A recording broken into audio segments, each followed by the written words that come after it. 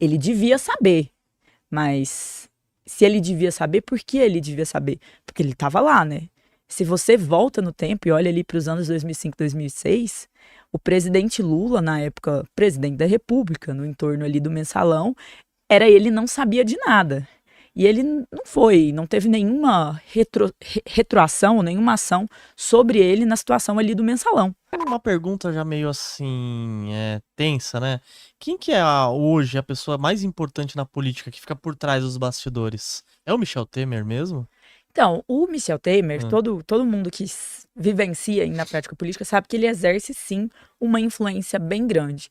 E ele tem uma característica que na política nacional é muito valorizada, que é essa habilidade de diálogo em diferentes esferas, assim. Então ele dialoga bem com grupos mais à esquerda e dialoga bem com grupos mais à direita, principalmente com esses grupos. Então ele continua tendo uma certa influência no jogo político. Mas eu diria que uma das figuras mais impactantes na lógica política do Brasil hoje é o presidente da Câmara, o deputado alagoano Arthur Lira, que tem muito poder, né, que é quem Nossa, pauta as votações, que tem posicionamentos bem antagônicos, muitas vezes, em relação a outros políticos. É um cara que dizem aí nos bastidores que ele não é a pessoa mais fácil de lidar, mas é um homem que no seu entorno tem muito poder. Outra pessoa que em Brasília está mantendo um poder em ascensão, que surpreende muita gente. É o Eduardo Cunha, que para quem não se lembra, é. chegou a ser preso lá no passado, mas que anda ali nos corredores do Congresso Nacional hoje com muita facilidade. Porque a filha dele, a Dani Cunha, foi eleita deputada, Então ele tem então livre ele tá ali acesso. no entorno, tá sempre assim, tá bem vivo na política, também é um homem bem poderoso da política. Caramba, e hoje você chutaria que nome? Tem algum nome que você fala assim, ó, bom, esse daqui por enquanto, pelo que eu sei, ou esse daqui que nem tá no meio da política, mas ele tem muita influência? Eu sei que você fala, hein? Você fala Ó, mesmo. não, genuinamente eu acho que É. tem muitas possibilidades de pessoas que têm influência grande na política hoje, seja do judiciário, seja da parte mais econômica, mas alguém que se destaque, que eu acho que vai cultivar em torno de si muito poder, é o futuro, quem sabe, presidente da Câmara, que dizem que ser o sucessor do Arthur Lira, que é lá da Paraíba, deputado também, do Republicanos, Hugo Mota. Então, ele é uma pessoa que está crescendo muito no seu entorno a lógica de poder. E, claro, talvez o nome que todo mundo mais comenta, sabe, da influência é o Kassab, né? O Kassab, que é o líder máximo ali do PSD, o partido PSD, do atual presidente do Senado, Rodrigo Pacheco, é um homem muito poderoso e com muita influência. E para ninguém falar que eu não citei uma mulher, Hum. Renata Abreu também. Renata Abreu, que é uma política aqui de São Paulo, presidente do Podemos, muita influência e é uma política muito habilidosa. Nossa, e tem que ser mesmo, né? Tem que conversar com muita gente, poder, persuasão, né? Porque é poder, né? Infelizmente tem que ter esse diálogo aí. E, Jazz, você que tá mais por cima aí, né? O que tá acontecendo com o Bolsonaro? Eu nem perguntei antes do podcast, mas eu sei que você tá por dentro aí. Nossa, muita gente falando, o Bolsonaro vai ser preso, o que pode acontecer com o Bolsonaro? Aí eu falei, eu vejo, no meu ponto de vista, parece que é meio injusto o que estão fazendo com ele. Qual que é a visão de vocês que estão nesse meio? Então, o que está acontecendo com o ex-presidente, com o presidente Bolsonaro, é agora um holofote gigante, que é uma coisa que todo mundo lembra, né? Que a ideia ali de que se teria um golpe já vem há algum tempo sendo aventada, desde o 8 de janeiro. É golpe, é golpe, é golpe, ia ter um golpe, golpe, golpe, golpe, golpe. E eles estão muito focados em ter ali materialização disso, para que a população ela veja ali o que seria esse desenho desse golpe. E agora, com esse novo relatório da Polícia Federal, o presidente Bolsonaro foi indiciado ali. A polícia acredita que a Polícia Federal acredita que ele tem um envolvimento. Eu não consegui ler o relatório completo, são mais de 823 páginas. Foi Nossa, divulgado mais de 800. nessa terça-feira. Então aí um best-seller, um livro gigante. Não consegui ler tudo, mas no que eu vi, todo o material que se tem ali de ligação é muito pouco comprobatório, por assim dizer. E é engraçado, porque a galera que tá falando dessa ligação é a mesma galera que, mediante as provas flagrantes de outros momentos em relação a outros políticos, achava que aquilo não era material suficiente.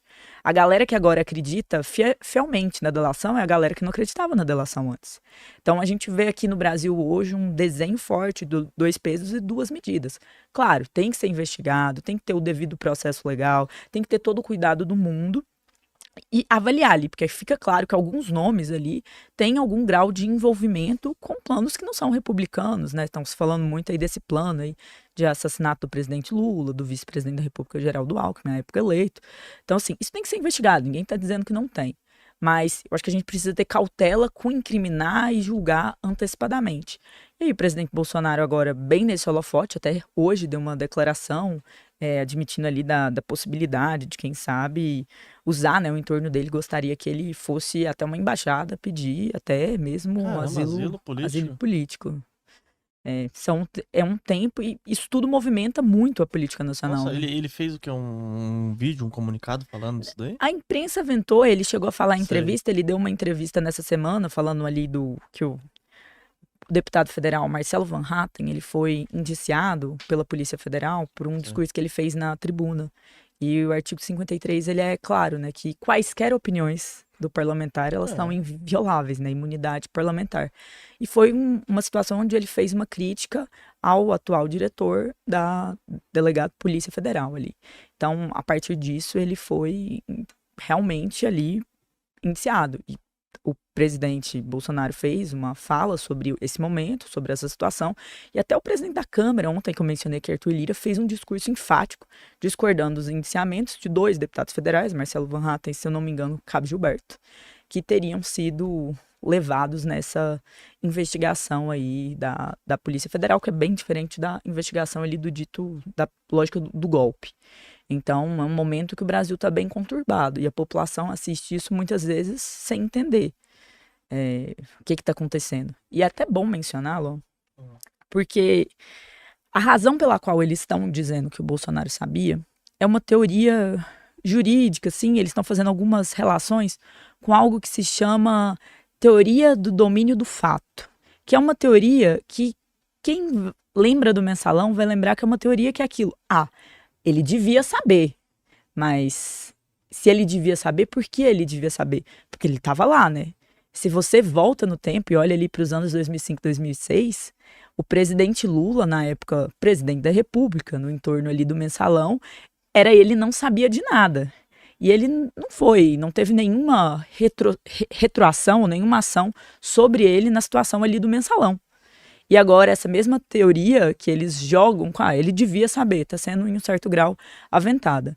Mas, claro, a gente precisa defender sempre a nossa democracia, nosso papel. Nenhum sistema é melhor do que a nossa democracia, é ela que garante as nossas liberdades sobre governos autoritários.